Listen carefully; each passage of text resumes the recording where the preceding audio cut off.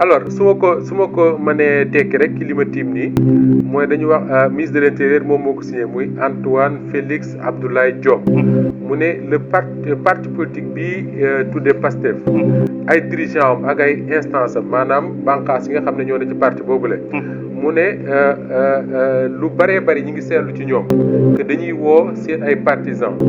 di leen woo ci ay mouvement insurrectionnel maanaam ay xeex ak ay jàppanteeg yu demee noonu loolu nag tax na mu am ay njeexital yu diis lool ci Sénégal bokk na ci yooyu mu ne ay doomu aadama yoo xam ne ñàkk nañ seen bakkan bokk na ci yooyu ñoo xam ne dañ ci jëlee ay gaañu bokk na ci tamit ay yàq yoo xam ne ñu ngi ko jëmee ci liñ tuddee ay biens publics ak privés maanaam yàq alalu état wu Sénégal mais aussi yàq alalu yoo xam ne ay doomu aadama ay sénégalais ñoom ñoo ko liggéey muy seen ñàq mu ne yi ci mujj ci yàq googule mi ngi amee ci mois de juin première semaine mois de juin 2023 yooyu aussi topp ci yi nga xam ne moom la ñu gisoon ci mars 2021 moo tax mu ne événement yooyu moom ministre de l'intérieur nee na dafa jàpp ne ay c'est des sérieux et permanents manquements mu ne parti politique yi dafa am loo xam ne moom moo gàllu ci seen ndodd te amuñu droit mukk di ci jóg muy ñu koy tuddee ay obligation mu ne loolu nag Pastef da cee jóg moo tax mu ne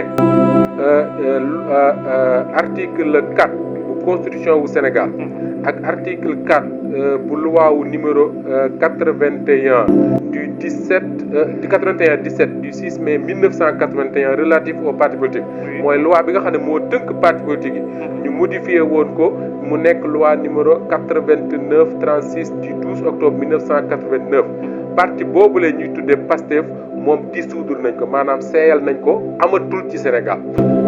Pastef existé tul ci Sénégal loolu le ministre de l'Intérieur wax mu yokk ci ne li nga xam ne mooy conséquence maanaam li muy jur mooy lépp loo xam ne alal la te parti boobu moomoon ko muy Pastef dañ koy liquider maanaam dañ koy jaay dañ koy wanteer exactement ma biram dañ koy wanteer gi nag ñi ngi koy teg ci lu mu tuddee les dispositions légales et réglementaires en vigueur maanaam ni leen koy yoon mayee noonu la ñuy wanteere lépp loo xam ne ay bien la maanaam moomeelu parti bii di Pastef. acte yu ñu doon posé ko def tey le 31 juillet 2023 le ministre de l'Intérieur Antoine Félix Abdoulaye Diome.